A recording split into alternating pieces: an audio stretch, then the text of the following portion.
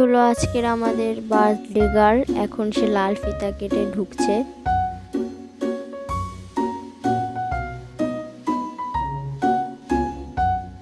আমরা ঘুঘুর জন্য একটা সারপ্রাইজ রেখেছিলাম, আর সারপ্রাইজটা সফলভাবে দিতে পেরে আমরা তো অনেক খুশি।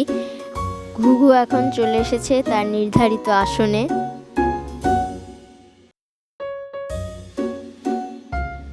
এখন ঘুঘুকে আশীর্বাদ করা হবে। মা, মাসিমণি আর রূপ মিলে আশীর্বাদের থালাটাকে খুব সুন্দর করে সাজিয়েছে। মাই সবার প্রথমে আশীর্বাদ করলো। আমাদের যার জন্মদিনে হোক না কেন, আমাদের তিনজনকেই আশীর্বাদ করা হয়।